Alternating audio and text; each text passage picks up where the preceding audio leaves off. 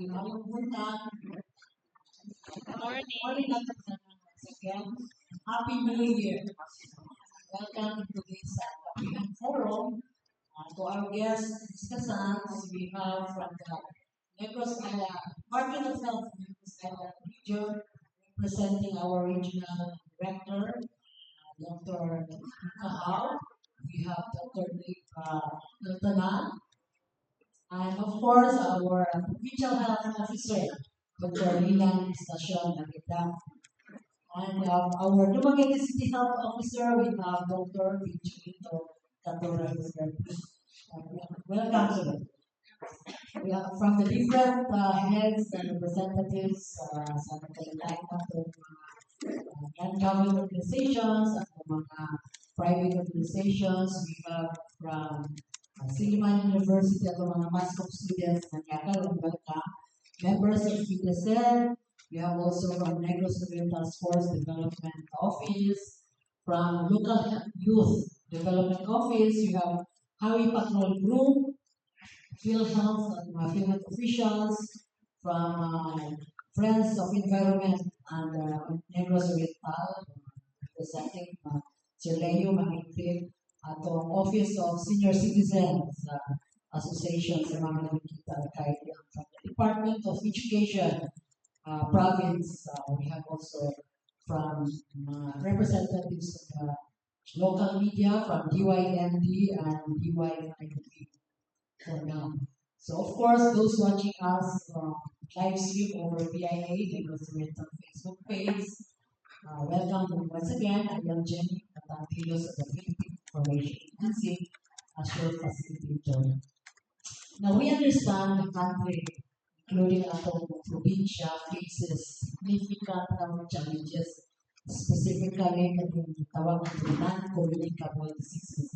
Nga mo ay pinakataas na kaso na hinungdan sa pagkamatay sa mga katauhan. No? And of course, these are responsible for a large portion of deaths nationwide. So during the holiday season, it is consistently highlighted ang nagkataas kami ng kaso sa mga panglabas, sa kaso ng mga sakit, no? Kaya this is linked, often linked sa ilang unhealthy lifestyle choices or environmental triggers. With that, sa atong we hold this Kapihan Forum for this purpose to tackle these common diseases na mo leading cause of death dili kay nationwide. So we have three area of responsibility sa atong mga official nga karon to tell us more sa datos sa Negros Island region, we have from Negros Oriental Province, Dumaguete City, asa ang mga common diseases na mo ay nakita ng taas ang causality, labi ng mga common diseases na leading cause of death. Kung saan yan ngayon atong buhaton to prevent, to detect, no? Kung saan ilay mga initiatives or programs and health services to promote healthy lifestyle in sa regions or provinces as well as so with that, please help me welcome once again from my left, we have Dr. Lilan Estacion, our Office of Health, the Department of Health, Negros Island Region, we have Dr. Nick Niltanan, Dumaguete City Health Officer, we have Dr. Benjamin Candula. So, like to hear first from them before we have the open forum. So, from Dr. Dr. Dave, sa status or sa updates sa Negros Island region health situations. Yeah.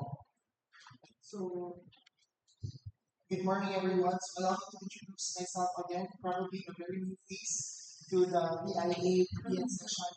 I am Dr. Ned Elkanal of the Negros Island Region Center for Health Development, currently the acting chief of the Local Health Support Division. And I would like to thank everyone for coming to this session and to at least give you an overview of our program focusing on our non-communicable diseases being the most leading cause of morbidity and mortality, not just throughout the region, but I think this is also a worldwide phenomenon.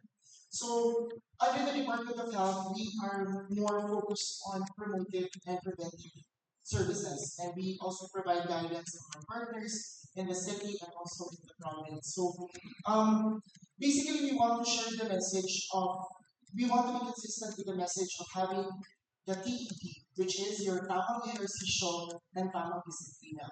So to prevent and promote to prevent our non-communicable diseases, we really have to practice good lifestyle, as what Ma'am mentioned earlier. That entails our exercise, regular exercise. Number two, a very good and healthy diet, which entails also having healthy choices, vegetables, fruits. It may sound very basic, but this is truly the most important in preventing our non-communicable diseases.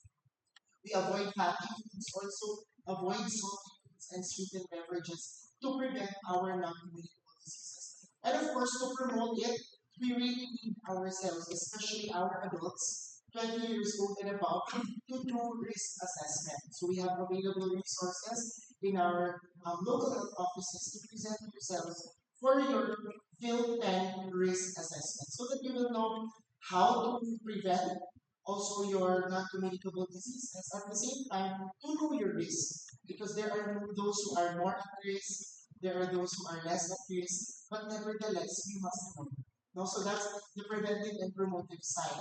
Also, very important in our behaviors. Smoking, when you start smoking early and even vaping early, you are at more risk for having your non-communicable disease. So the message is always avoid your smoking and vaping.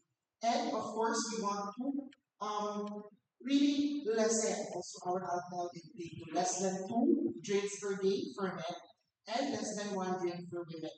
So the better if we can avoid it, no? But of course, there are instances that we have to celebrate, occasionally drink.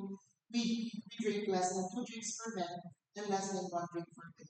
And again, to really promote a healthier lifestyle. So overall, these are non-communicable diseases. These are preventable diseases. And we can only prevent them if we choose a healthier lifestyle and a more disciplined life. So with that, we want to call on our viewers at home to really, for adults, to really have yourself risk assessed.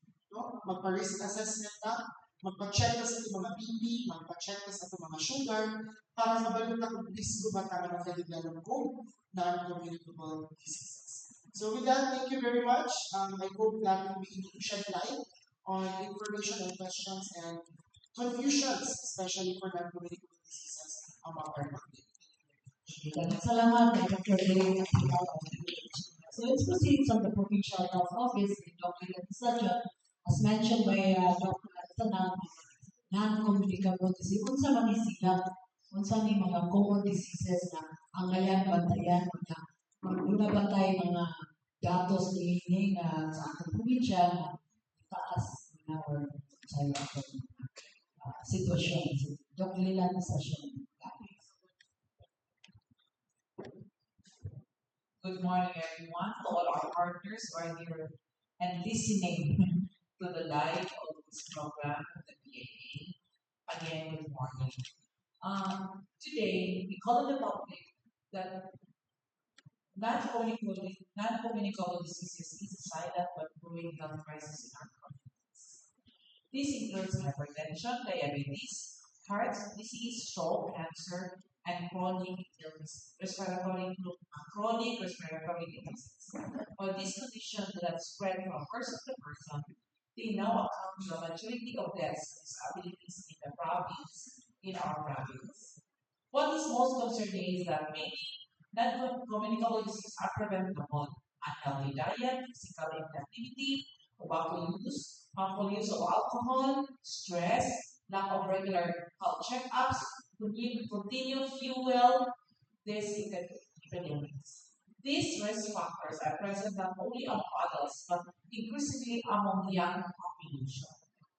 The non-communicable disease plays a heavy burden not only on individual families but also in our health system. and the family. Treatment is often long-term and costly, and complications can lead to loss of productivity and quality of life. This is why prevention and early detection must be our top priorities. Okay, so as mentioned by Ma'am Jenny, Dr. Jen, and Anal, so we have to strengthen this program, healthy lifestyle promotion. In fact, Governor Chaco in the province has already parang nag siya, we are having our healthy lifestyle uh, Zumba in the offices. In our office, we schedule 2 times a week, no, every Tuesday and every Friday. So kami yun, no? Mo of healthy lifestyle. And then we also encourage regular blood pressure and blood sugar screening, tobacco and alcohol control, nutrition, physical activity, and mental health support, and access to primary health care and essential services. You know, I saw people now from PhilHealth. Chichuko, I will tell you that PhilHealth is now helping us to the YAKA program. That is the, I'm setting up in that.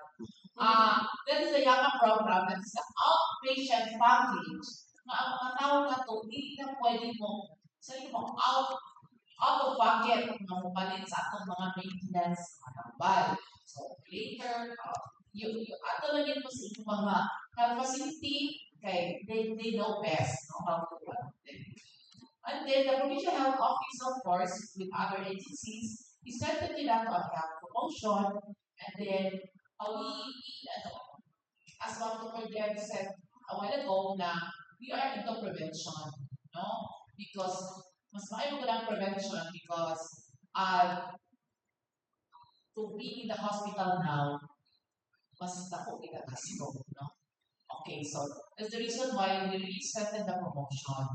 And the reason also, as what I've said, nagkayang na karon ang atong mga diabetic, ang atong mga hypertensive, very bad kayo because our young people now, because of social media, they have all the sedentary life, no? Kasi sa una, ako may takyan, ako may, we play with other children, but now children are playing with themselves, no? To their cell phone. And then, for the News Oriental, in our statistics record, in 2024, for heart disease, we have 2,446. For male is 1,332 and for female is 1,114.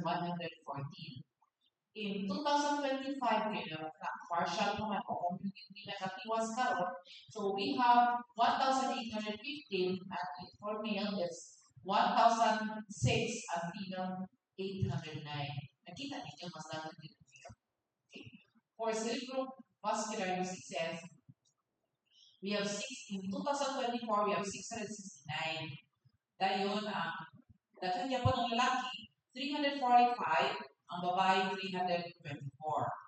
And partial na to is 431, ang male na to is 251, female na to 180. For asthma, in 2024, 53, kanya ang deaths siya. Okay, 2025, 43.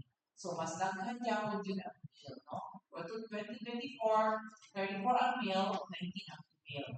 For 2025, 43 ang total, 27 ang male, 16 ang female. So, total, in 2000, for the three diseases, we have 3,168, 1,711 for male, and 1,457 female. At the partial of 2025 is 2,289, 1,284 ang male, 1,005 ang female. So that is our statistics na huli sa FCSIS sa Negros. Thank you.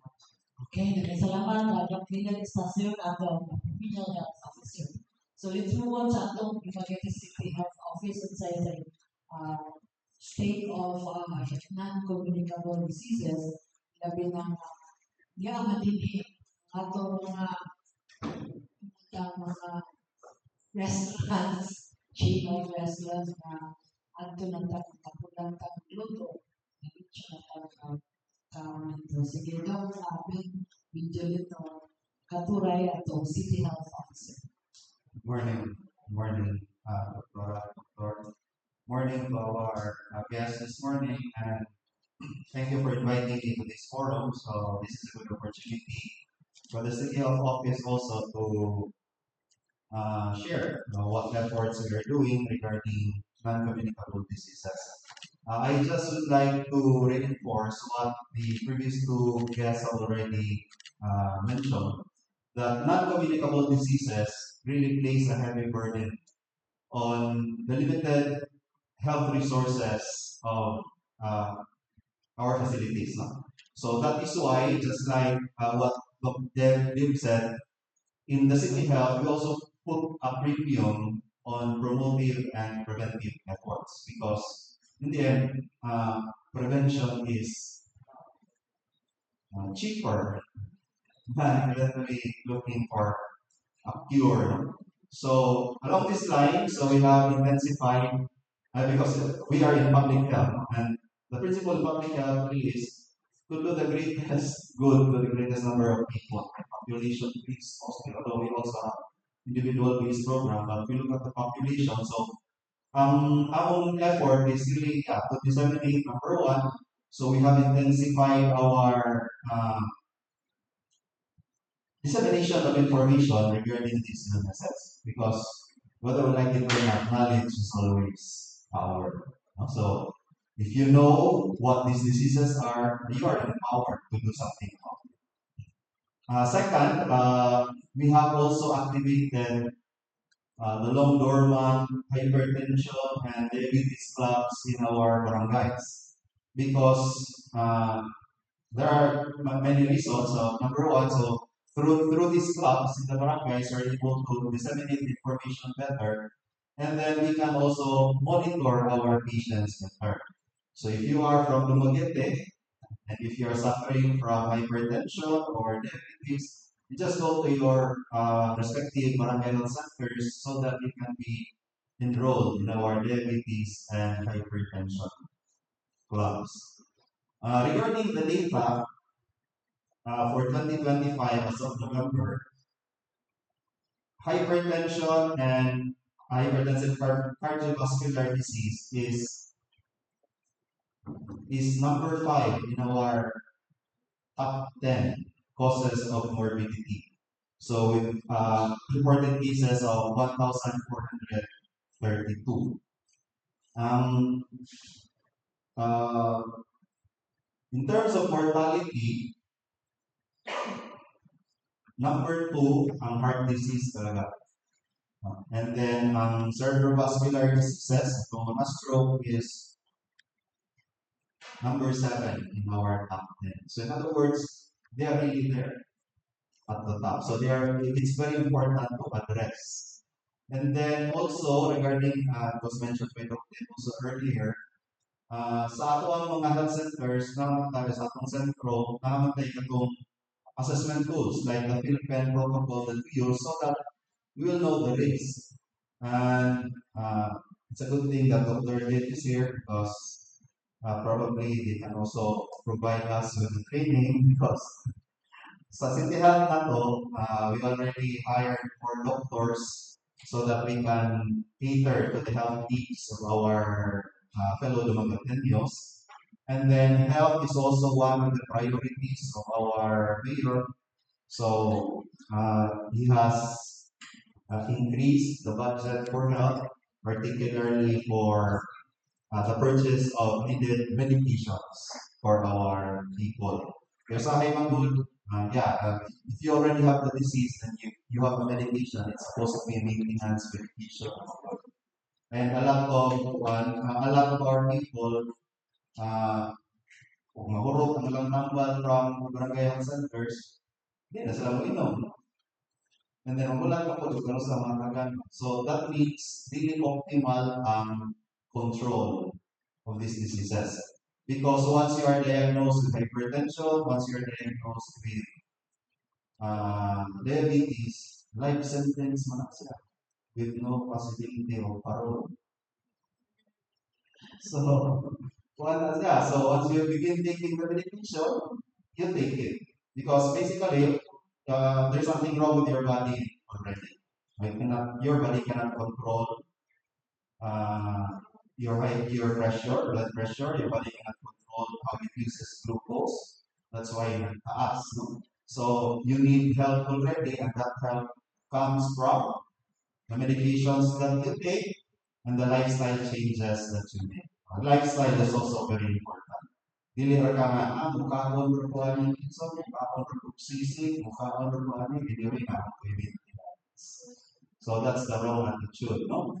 And that is what we are trying to correct also in our hypertension and diabetes club lectures. That together with your maintenance medications, you have to exert efforts also to change your lifestyle. Really enough medication. So with that, thank you very much. Okay, thank you very much, Dr. Benjamino Turay of Philippines. So, with that, we have yung mga nato nila, mataas yun kani mga sakitan, ano ay like sa cause of death, kalagmitan, may sakit na sinabi. So, especially, nagtagaan ng focus sa atong national government, diin under sa this year's national budget. Kung kayo share ang health sector para lang pagtubag to address this problem. No? So, as mentioned by Dr. Session, Renee Hatag, share ang budget for zero billing hanggang para lang yun atong mga those kaigsunan na hindi ka-afford to maintain ang ayaw palawas. But before we proceed sa atong open forum, like to acknowledge from the Dumaguete City Nutrition Office, Council. We have also from Metro Post as well as Energy FM. Sige, I'd like to encourage those who are here as well as those on online. If you have some questions, clarification based on the presentations, we talk to Mr. John, Dr. Jim, Mr. Tanal, and Katuray. We have one microphone. Please approach, introduce yourself, one question, one follow-up. Sige. Anybody would like to ask the first pangutana? Sige, we have si Mel Paul of Metro Post. Sige, your Hi, good morning. So mga doc, well, I would like to ask because it has been an observation sa ato mga city health and sa provincial health po, doc, that there are a number of cases when it comes to anti-rabies shots, being distributed to our people sa Nakabito. And daghang naapa na was hindi na free. Kaya nautlan na siya sa stocks, Is there a possibility, or is there a way for the city or the province to increase the number of available free anti-rabies vaccines? Kaya daghan din naaptan na hindi na bigyan, they're expecting, I know it was 2025, but they were expecting that there should have been more to be able to cater for the people of the city and the province. And also, just one more thing. I was told that it was only 250 vials, talk about 250 vials na ang anti-rabies vax na available per quarter. Is that true? Okay. Please, thank you. Since this is the first question, can communicable disease, as they were talking about non-communicable disease, Mel, but okay, okay, that's briefly you can respond to that. Okay, so thank you for that question. Um, of course, regional government is really focusing on what happened to Negros Hospital for animal minds. we for 2025 we received reports from our animal rights centers that we had 29,000 animal bites in the province, and more or less that is times three. So if you multiply that for three, then you will know the answer. Okay, in Negros Oriental, we only have a budget of 4 million for anti-rabies vaccine. And of course, DOH is complementing. In 2024, they gave us vials, and we have 8,000 vials for the whole year. And then for PhilHealth, because that is one of the package of PhilHealth, for those who are PhilHealth accredited or registered, we can also claim a package of anti-rabies from PhilHealth. So, pero kung ako i-promote yun ng o analyze, the most important thing is responsible pet ownership. If you have a pet, you should be responsible of your pet. The tendency ng God, of course, maski ako na libre, hindi ko nga libre. Okay? That is the biggest. And then, ato man kung DOH karon, of course, na-question, nga naman, I think, hindi ka na ninyo nga naman, ang akong iro, injection na lang ako tanan, yan ang injection na lang ako tao. Then, observe the dog. So, that is from DOH. Mo ba na siya ang guidelines? So, we cannot change that. That's the guidelines. But if ang iro, maayo na siya within 40 days, of course, we'll stop your vaccination. So, mo na siya. Pero, ang ako lang yung feeling was, maybe, no, wala na ko and then, nakita nyo karon dahil na kayo sprout na animal rights centers. Of course, ang ako sa mga LGUs karon, we are really telling them to be accredited. And then, I told them, kung pwede ma-accredited, kung wala mo special, wala mo budget for vaccine. So, wala na rin ang ginabuhat ng DOH. So, wala siya. Pero as of the moment, makaikot ko, our budget is not enough sa 29,000 na napaakan dito. So, I hope na, number one, is physical pet ownership. Number two is, we also have to be responsible sa atong iro. No? And then, please also, I've already talked to vet na they have to educate the people on how to treat our pets. No? Okay, we already have one there. Secondary to cat bite. So, apil na siya cat bite. So, muna nagkadaghan na taron, tungkol kay na-apil na ang cat. Dapat pa po kay type pet ng cat. So, muna siya. So, please be responsible enough for that. Pero engineer, si Kapar, hindi mo ibalik tas non-communicable disease. Kaya as mentioned, nagkarata ng tunay sakit na diabetes. So, ato muna ba tayo percentage of rate sa ato mga kapatan-una na tunay sakit. So that our young students, youth, will be alerted na kung sa'yo, pangayan nato perhaps aware ba sa dili ang ka noon but kailangan niya ako ka-operate ganahan sila but with that I don't know with that data or you would know na sige yun na ba yung sa estimate lang ninyo na ato mga kabataan-unang karon na kasaka ang nagkasakit ni diabetes. Or unsay ang ngayon nilang buhaton. Anyway, we are not in the few of us here are not able to come up with we don't have the actual numbers for the youth having non-communicable diseases. But basically, that is a truth not just to our province, to our region, to our city, but it is a worldwide trend that the younger you are, there are also increasing risk for hypertension, diabetes, and other non-communicable diseases. Again, because of the lifestyle.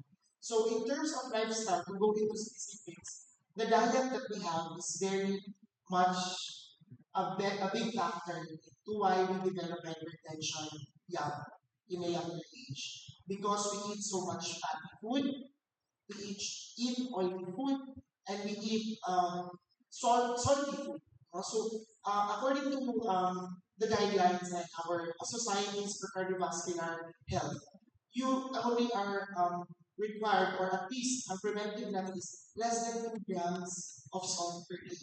Imagine 2 grams. That's 1 teaspoon a day. And how many chips do we eat in one junk food? How many grams of salt is there? And how many junk foods do we eat in a day?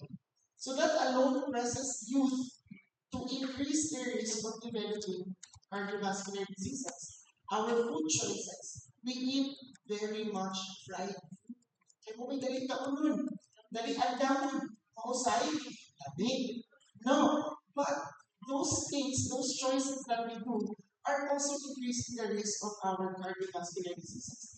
Number three, there are young children who are also involved in smoking, vaping, no? So it also increases the risk of not just cardiovascular diseases, but also asthma, chronic lung diseases that may develop not now, but when you grow older. So basically, it's the lifestyle that's causing all of these things for us to be affected as youth.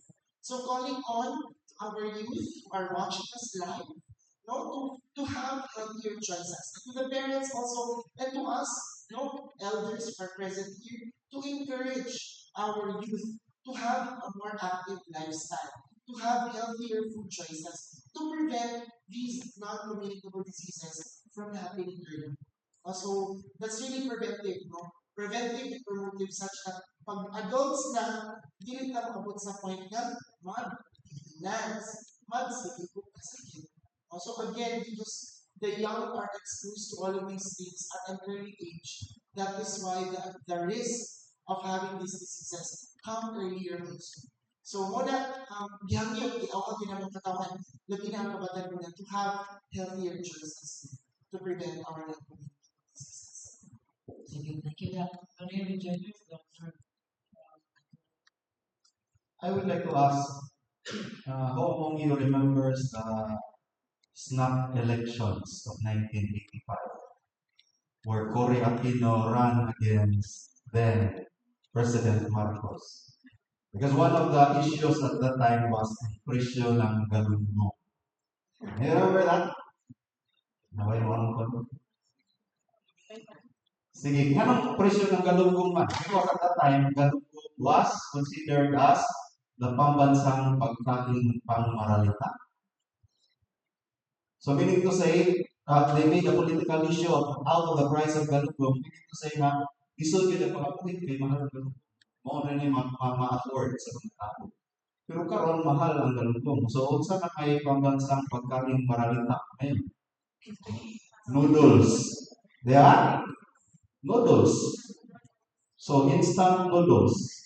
And it contains sodium. Perting taasa of sodium.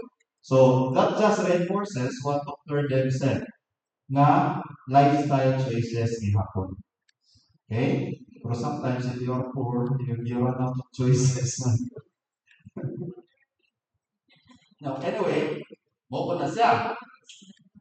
And then, ang kining, regarding, going back to the question of, in fact, I read an article lately about stroke in the young.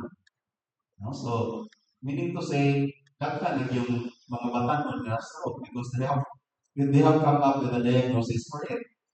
So, according to the article, ang data nila is from the US. No? Ang age range is from 15 years old to 49 years old. So, very young, 15 to 49.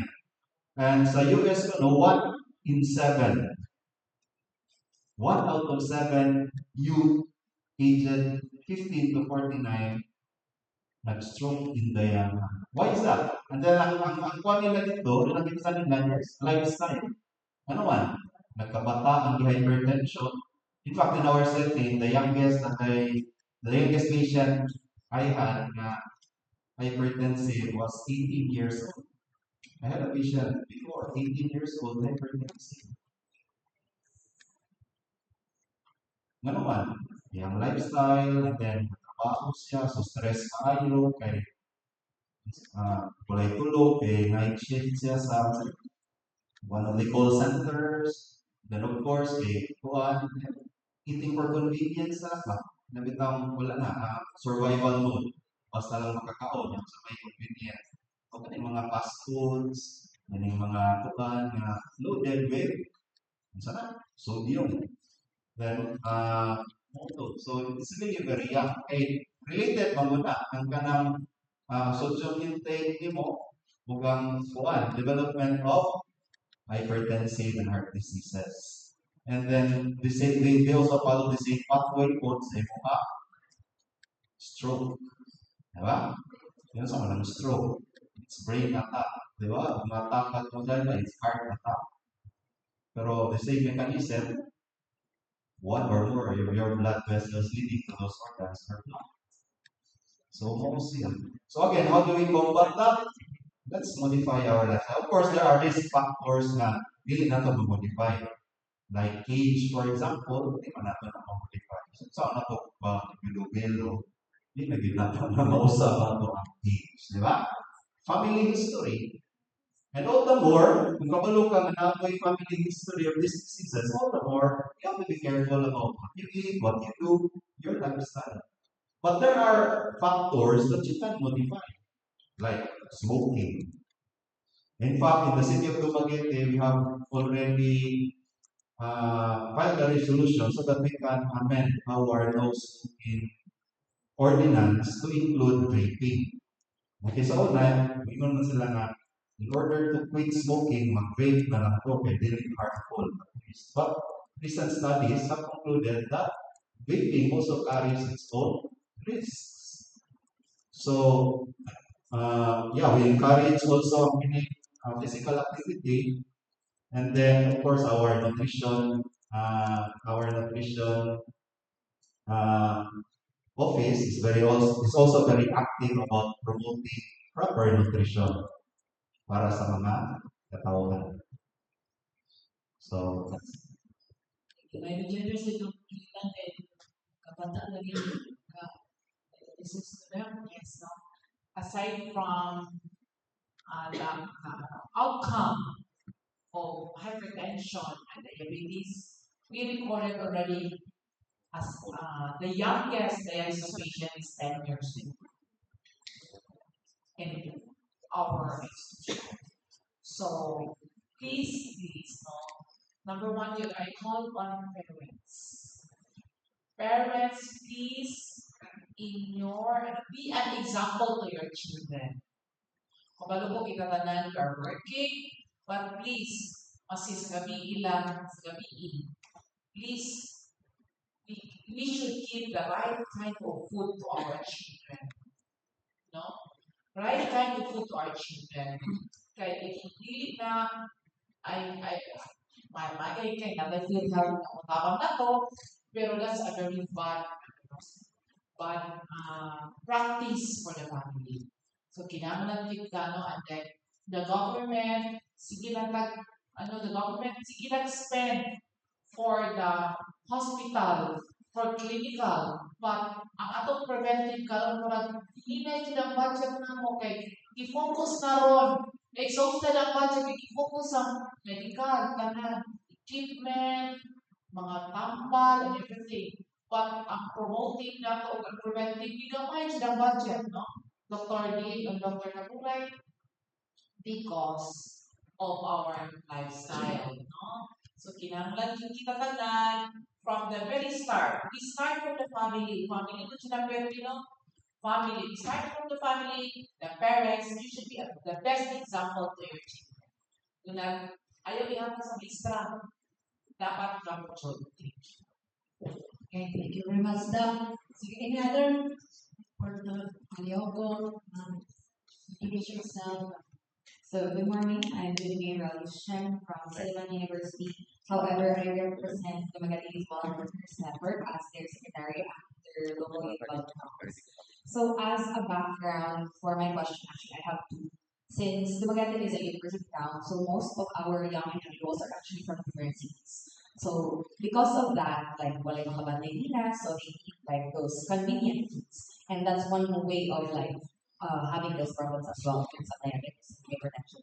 So one of my questions is that, is there any way that we can like make a program for those people who actually just go here in Dumaguete to study, especially that we're a university town, and then aside from that, in terms of considering sa atong mga senior citizens, some of them, di ba, as part of your discussion earlier, doctors, it was like they can go to the barangay health center. How about those senior citizens na like hindi na makalakaw? Is there any program na like mga officers from the barangay health center mo at those mga balay na? That's it. Okay, Dr. Ray. Thank you, ma'am. Regarding the seniors who can no longer mobile, that's one thing why we have increased the number of our doctors who can go to the barangay levels so that they can make home visits uh, to these patients. We are actually doing that now. Okay, daghan naman tag doctors. And then, a lot of our, this is a university city, a lot of out-of-towners, so people ni doktora, ang education should always start from the home. Magsugod mga gamay pa. One of our PTA professors before told us na ang imuhang life food choices for the rest of your life is determined the first few years of your life. So that means wala ka maanad kung kaon o butan or any good food when you were young, chances are pag dako ni mo di ka kaon o butan. Kanon kang butan mo ka Mike Bernes mo na ka. So, So, my father is also diabetic. No? He died from complications of diabetes. So, it's also in our Napoli family history. So, I asked his doctor before kung napag-ibig genetic predisposition for diabetes. Ingat siya nga, naapod, pero mostly, you become diabetic kay kung sa ikaon sa mga paano mo din mong ikaon. So napoy ba ang sa pamilya yun. So sa para nato yun, mabalik kita. So ni doktora, balik yun sa family. So there are a lot of young faces now. So when it's your turn to have your children, so you train them to eat well from the young age. So, dili na kami expect nga 42 years old na siya, unang pa ni mag-ignore kakaon, buta. So, from the sa bata pa lang siya. Okay? Thank you, Doc. Any other? Doon na, kasi kuhan, si Ma'am Kia sa field health. Good morning to our panelists, Dr. Estacion, Dr. Dantanal, Dr. May I just add on to the statement of Dr. Estacion regarding the PhilHealth program of the PhilHealth program of YAKA, which is Yaman ang Kalusugan program.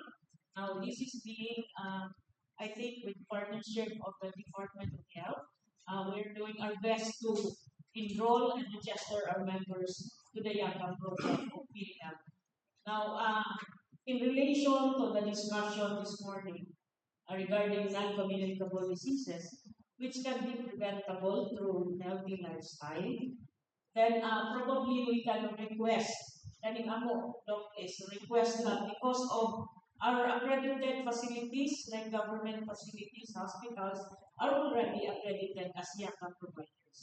Therefore, we would like to appeal to the province, especially to the province-wide Negros Oriental, to help us entice our members to go to the Yaka facility to be accredited and to be enrolled under the Yaka program so that we can do the preventive aspect. The Yaka is ang Yaka is para malayo sa sakit. So, mo na siya purpose, the preventive aspect of health so that we cannot be kanang early like ato as atong panelists likod dito sa para malikayan na dili ka maatake og sakit na sandali lang mo sa kakulangaw lamang makuha na to ang sakit. So I would like to request the province representing the program and of course the regional office of NIR to help us in our campaign to enroll our members to the YAKA program of FINA. Now, I would like to proceed. Kay part sa YAKA is pauna na mag-examine ka, no, na ay mga laboratories, bayran, ang facility may bayran sa kanang PL. Now, ang process is i-enroll lang yun mo of your choice, but however, kung asa ka na NGO, preferably attribute ka sa accredited facility, which is the local, the rural health unit. So practically all rural health units in the province of Negros Oriental are already accredited as facilities. And we also have private facilities. We do accredit private facilities. And so far in Dumaguete City, we have for government, we have PH, Siliman, Base Hospital, Kaninsan, Polytechnic. Then we have private Holy Child Wala Pataplan. So we would like to encourage also, though the program it's the choice of the member to what facility he or she is going to enroll. No, but normally for like Dumaguete City, ato entice sa mga members to proceed to enroll under Dumaguete or PH. Whichever is, sometimes we do consider proximity. Kung asa siya doon, dito na lang siya i-enroll.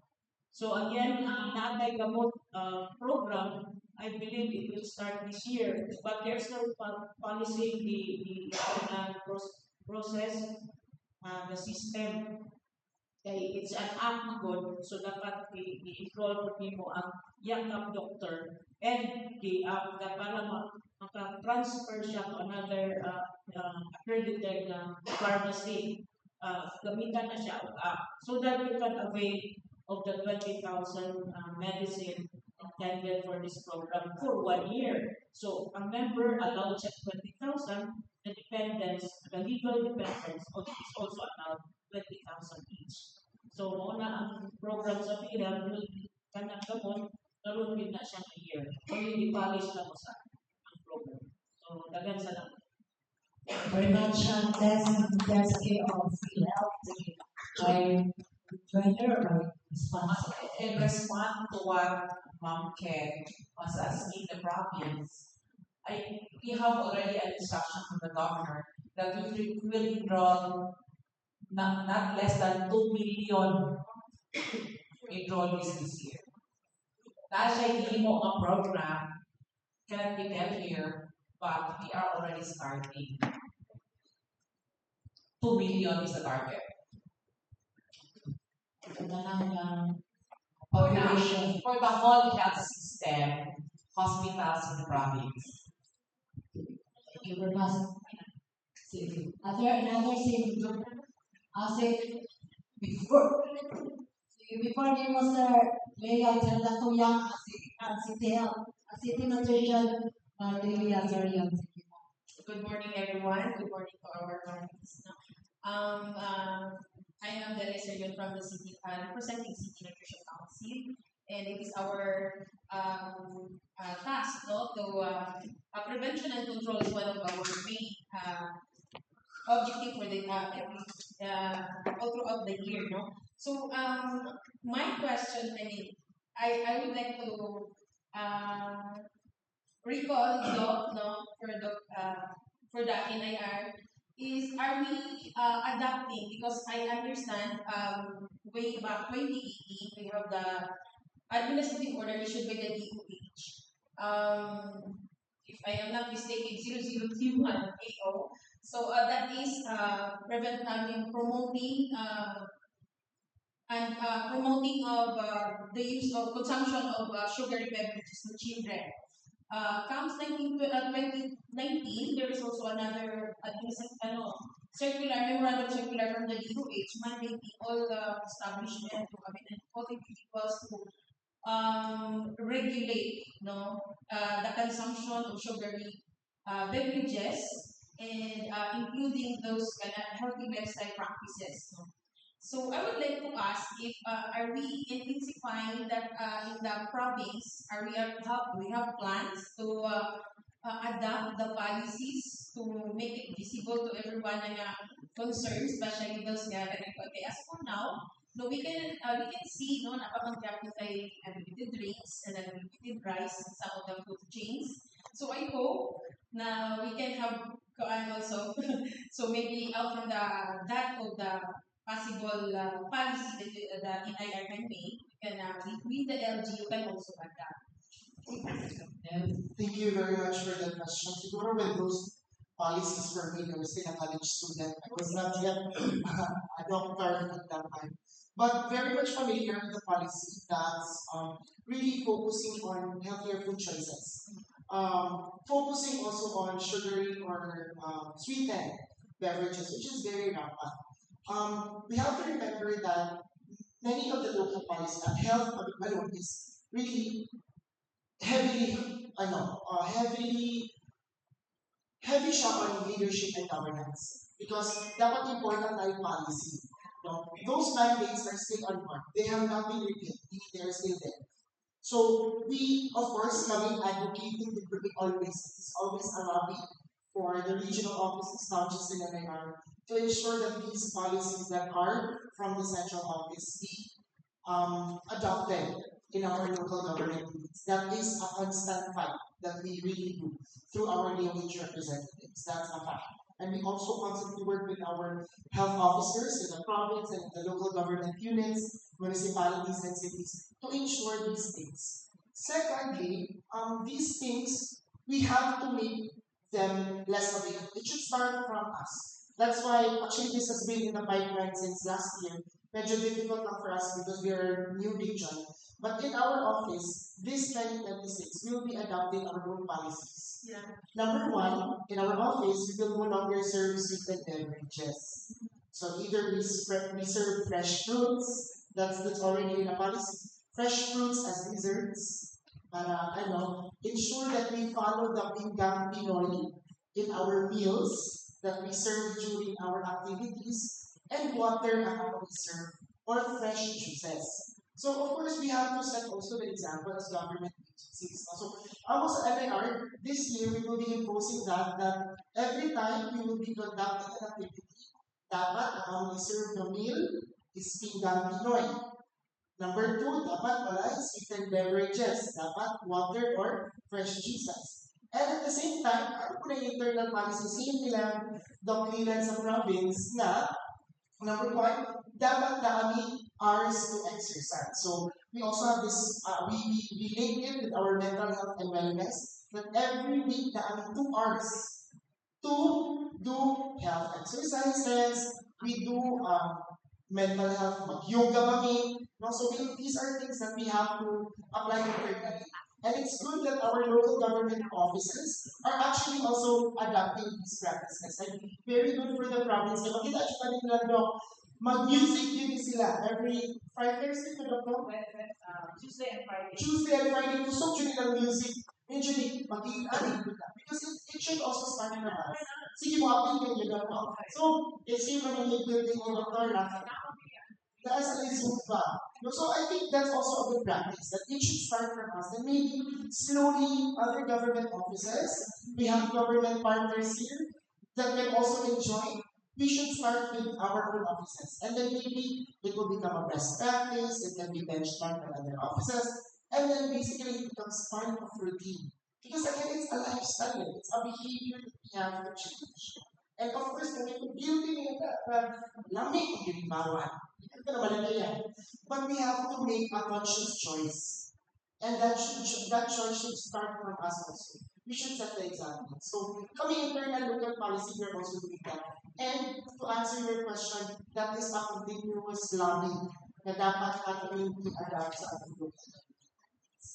Sige, may junior lang sa Camarilla sa City Commission. I don't know if the local government propose is between office na ito mga restaurants, food chain, mura magiging dapat na pares at BFAT approved, meaning resto approved by CHO na kanilang serve na food good for the consumption sa the public kay less on sugar, less on salt, less on salt. I don't think that's so too much na ang ato mga health workers, ato monitor sa ato mga restos, sa ato mga food chains, to check sa how much ng ilang habilitan sa sweets or sa salt.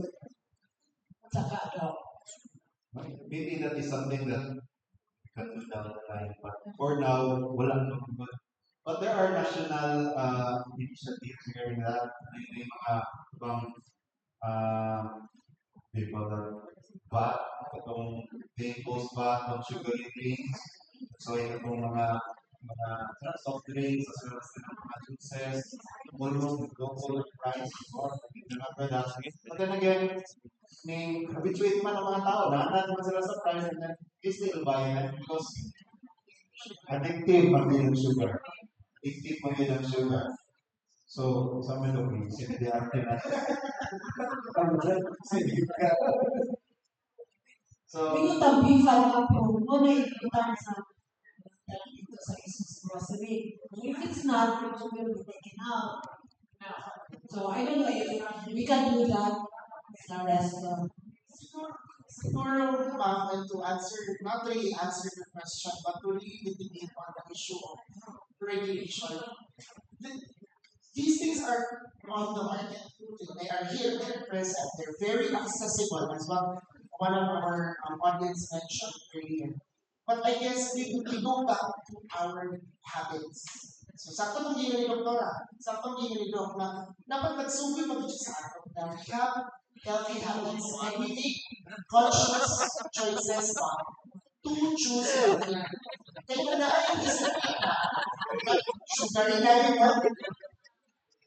so, sakto mapalis natin siya adjust na water na ginag-serve natin. But again, it's also a choice. It's also discipline. So we have to make that disciplined choice of choosing healthy versus accessible and regular. And we have the other options. For example, I think many of the youngsters now would have a video would see in TikTok na naatay meal prep. Meal preparation, are you familiar? You can do meal prep, no? Tawag sila kay baby, magdita sa ating mga choices. But there are options you can do meal prep. So you can do meal prep. You just choose a vegetable, cucumber, cabbage, minsan mga lettuce. You add your healthy dressing, small amount of salt, and that's a healthier option. It may be tedious at the start, but eventually if you build a habit out of it, it becomes part of it. So it boils down to your choice. Okay, this is your choice. So, wait,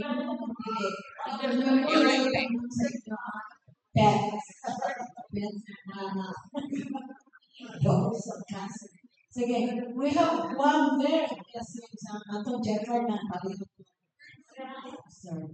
Good morning, everyone. So, you mentioned that younger generation are now scared to due to sedentary lifestyle. So, we have done that family has a significant influence upon the lifestyle. Now, my question is, what efforts or initiatives did the province and the city implement to reach the youth about the prevention of non-communicable diseases since mostly, as Mr. Dr. Naturay nasabihan, is seniors and people in their mid-30s ang nais sa pagkakulang. Thank you for that question. For the Provincial Health Office, we have the Adolescent Health Program. So we are focusing especially on school children, high school, K to 12. So we have a top sabihin ka na, peer leaders in our school.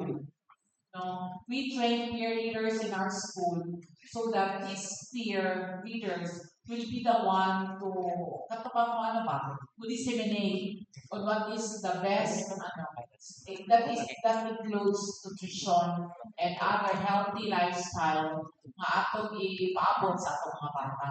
So we have that program. First we train the peer leaders and then the peer na lang, in a small group, we will be the one to discuss their programs and then we will be there to assist them on what they want. You have that program in the province. And of course, not only the province, we go directly to the city health offices and the municipal health offices. Sige, thank you. Sa city, On the part of the city health office also, we also have a program, adolescent health program, and we have coordinators to address the health concerns of the young ones because we recognize na dili lang ito mga 30 years old na mapapang katinhanglan but also the young. Kabalo naman ta na hasta sila apektado na po. that's it. Ang isa tang Sir Leo, ang big of Fenor. Sir Leo.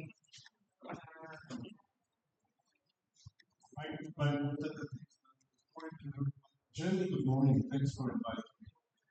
The three doctors I know. Thank you. Now, Jenny, first I want to address with you your remarks earlier. You said that the DOA has a very big budget approved for 2026. That's not really the problem. The problem is what benefits would it get to the constituents of province or city or LGUs. That's where you see the budget works. And with all the corruption going on in the provinces now, we don't know if it really gets down. I'm sure you know that because you don't know how much it comes to you. Now, you all mentioned about lifestyle changes, but you have to understand, and you mentioned about parents. The reality is, it's not happening. Parents. And when we go to school shopping, public schools, you have feeding programs. Who is checking the food in the feeding programs whether it's really nutritious for the students? And you know, these are things that lifestyle's choices, yes, but what's it you said? Why would you take it? But me,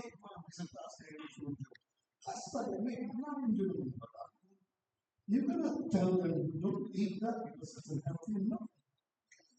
What's important here is the how you disseminate the information to the youth. The youth is really the target now. Forget about me, the senior citizen. I really eat everything. But the youth is the target. How to disseminate the information to them so that they can observe it. They can really make a choice like this is what I need to do. And what programs do we have? What are our outreach programs to the youth, especially in public schools?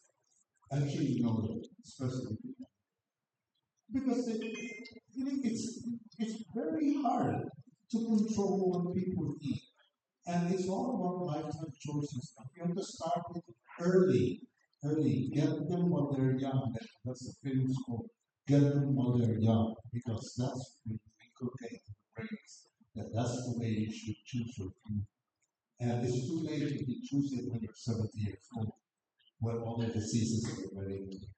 But the youth has to be inculcated in their minds that they have to make choices because it's their life, it's their health, it's their survival.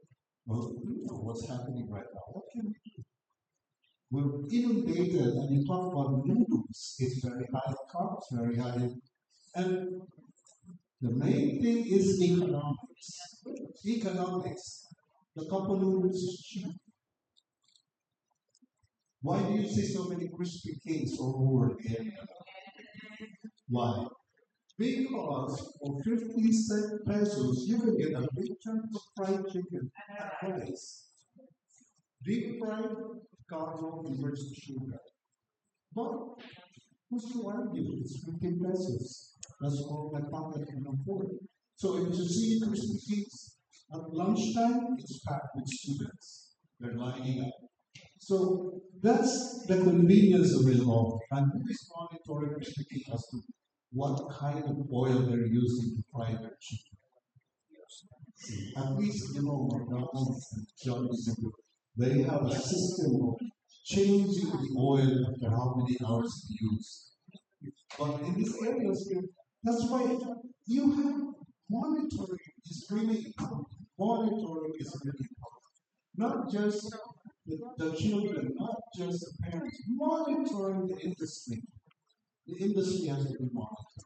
But somebody suggested that maybe we should have you, that they should be part of the OA certified office.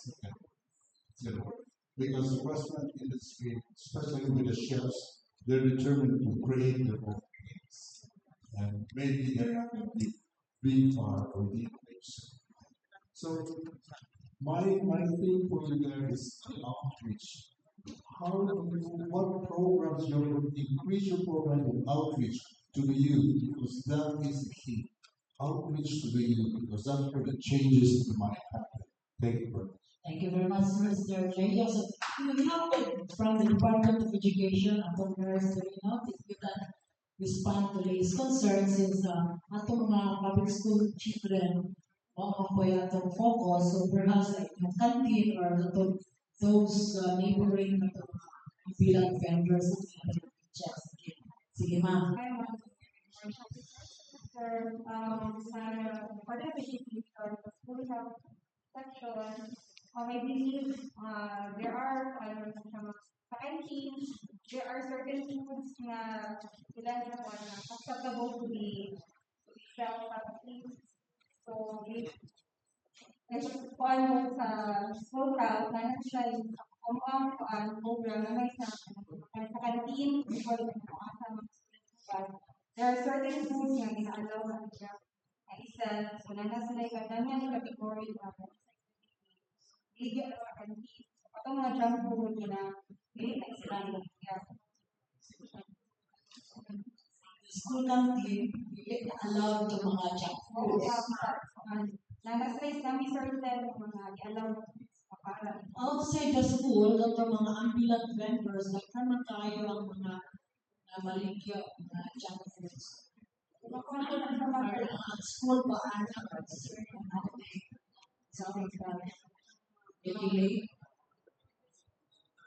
Or nga pala sa certain na mga parang sorry kayo, bakit mo sa dapat sa mga banan na that's like an canteen, there are certain na kung sila na allow within the school area. Sa PHO and the Department of Education doon na may collaboration. Yes. When I was still in the central office, naabot to siya, I think it's an order from the secretary na maski kami dito sa DepEd, no selling of junk foods and no selling of soft drinks. Sweetened, beverages, wala ni. Wala ni dito fresh fruits and juice and water. Okay. So I hope na ginitig ka mo na naman sa ato ang DepEd, no? And then for the food outside the school, I think that's one of the responsibility of the sanitary inspector. So yesterday I already issued an order to the province of Negros Oriental that all sanitary inspectors should inspect food establishment or any kanag-kanay nila o sanitary permit, really to inspect the the establishment. Hindi ka sila issue without inspecting. And then I don't know, I mean, it's all up to them, of course, the health officer to monitor your sanitary inspections. Thank you. Meron yung sa city na on the same days. Yeah. So you join say Mel, pamunta namin or yung pa ako bagon si you join them day. After your answer. Okay na. Same answer. Sige. Okay, just to remember with the about selling outside the school, because okay, we can say that sa DepEd they're already regulated now. They already have their limited snacks available that are nutritious. But yeah, do we have reports about these inspections going on for those especially near the schools, near our schools for elementary, high school? Because it's easily accessible, especially lunch break. Do we have like a certain rule or I don't know, where they're allowed not to sell these stuff to minors especially? And wala no. But would we be able to come up with something like that? Just to City Health and City Nutrition, I don't know if and DepEd doon na ba sila agreement to regulate itong ambulant vendors outside the schools. Regarding ambulant vendors, they're really regulated because they have to get a permit. Or as to the matter of what they are selling, I think that's a very tight balancing act. Say, for example, there's no law against selling cannabis. So unless we come up with that law, then we cannot really impose anything on them without violating their rights also. So, ang imo sa gobyerno, in order na makaikot lang gamay, is ipatasan ang presyo sa mga sweeten, mga juices, ingana, supposedly to discourage. But I think so ako mag-discourage. It was really, so it's really very difficult to get rid of the sugar habit. We call it sugar habit, but it's actually sugar addiction. So, siguro, para sa studied kung sa imahimo anak. But for now, wala din kami. Kung matakaingon nga, ayaw mo pamaligyan o fruits eh. Dili ba pareha sa, say for example, cigarettes. So, bawal, you can say nga, bawal, maligyan o sigarilyo 100 meters from a school. So, pwede na siya.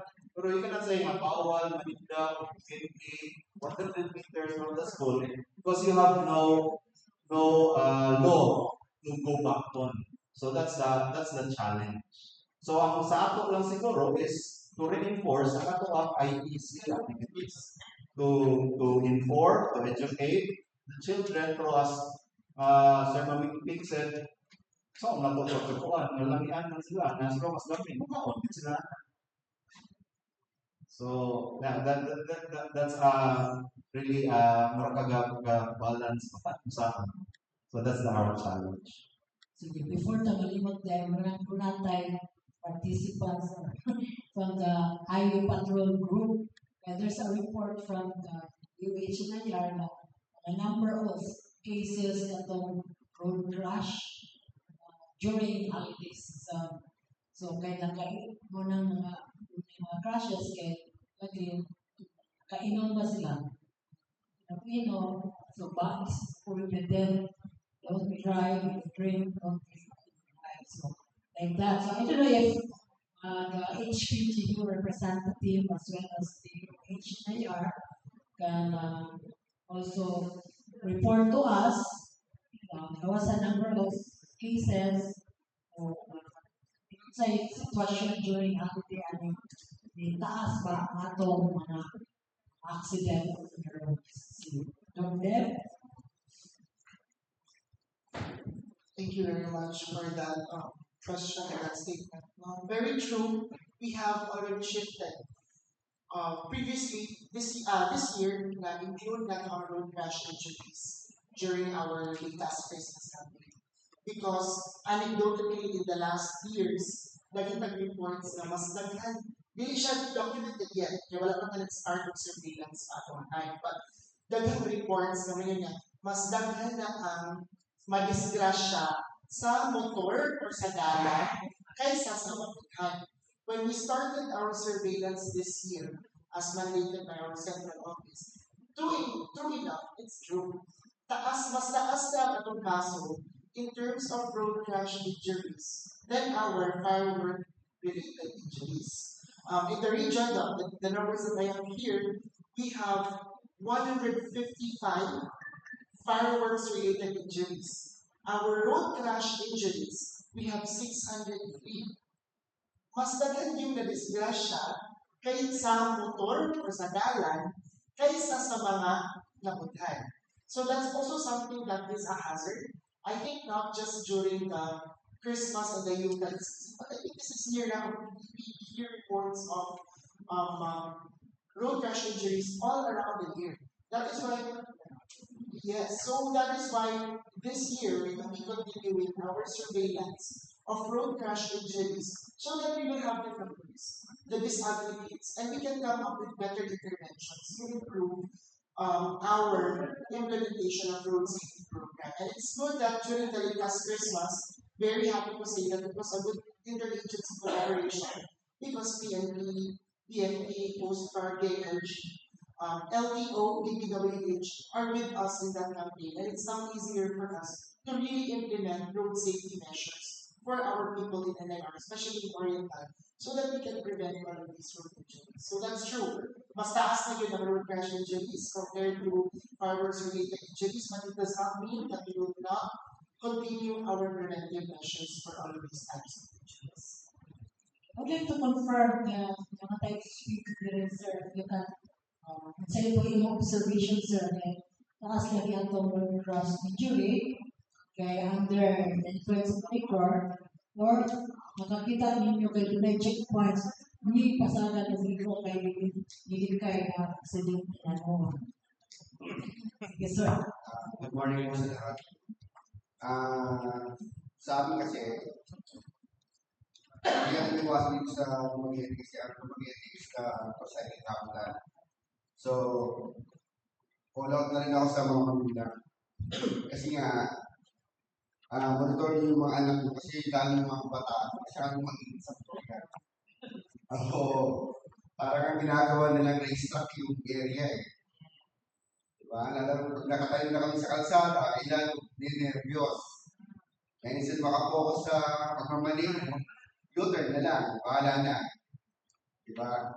So yun lang, sa mga bilang, pasunod na lang. Kasi, yun nga, isa lang yung buhay natin. Monitor yung mga anak ko. Sir, as what we have observed here, that it is permitted that barriers will be placed in front of schools. Actually po yan, yung mga barriers mo na yan, pagpasok po ng estudyante, ilalagay ka. After nakapasok na po sila, tatanggalin mo dapat yan. Actually, the usual, they are doing is, hindi nila tanggalin. Sir, please, can you please, control it? Sige po, sige. Kasi marami din, sa LOPH, marami din kami mga cases na nabangga doon. Lalo sa National Highway, marami. National Highway. Lagi po namin magandaan po namin sinasabihan namin kasi may mga takot po kasi ito. So sabi namin, after nang pumasok na po yung mga estudyante, tanggalin po. Eh problema po kasi pansamantagal ginagawa. Di ba po? Sige po yun. Thank you very much, sir. We can have another questions from our audience. Online point. So far, I'd like to announce that by radio or UIWC. Doon ang wala na. If none, like to ask our guests discuss sa mga final messages to warn our public, especially in prevention and early detection of non-communicable diseases. So let's start from the Lila session. Okay, Ma'am Jen. For the province, we are into establishing a telemedicine. We will invest on telemedicine so that people only will call if ever no kanang holidays and then some the other days. No, it's part also with universal healthcare that we will have a telemedicine so that people can only call, no, if that number and the doctor can reply on maybe on what say mo feeling and then if you are tungod ba di ka o ano kana clinic or you will, or go to the hospital or you will be advised on what to do. Okay. And then it's true that not only do Magallanes should establish a hypertensive club, a diabetic club, it should be province-wide. And then now, nakita nato sa ako ang mortality, there are more men than females. So we will also establish, we will also going to conduct a men's health summit. No? This year, we will have a budget and we will conduct a men's health summit. All men are good so that they will know on what good practices they will do so that they will not be into these non-communicable diseases. Thank you, Doc. Ilan sa dyan of the provincial health office. You have Dr. Deb Tanal of DOH Mayor. So I think to close out this session, I think I would like to call on our viewers, especially those people who are present in this venue, to really remember PED, no? Tamang ehersisyo and disiplina. Tamang ehersisyo meaning we will choose a more active lifestyle.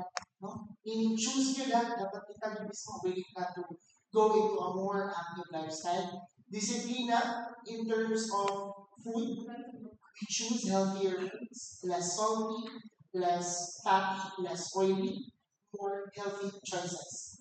Disciplina for our hypertensives and diabetics to really religiously take your medications.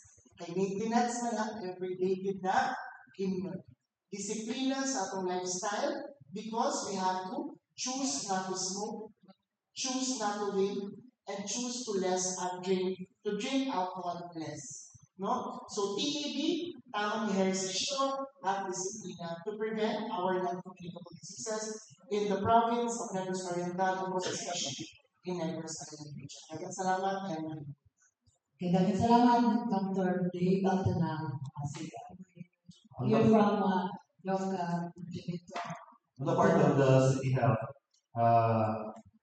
si Dr. Dave and the DOH, si Dr. Lilan and the IPHO, ako and the City Health Office, we are all willing to help.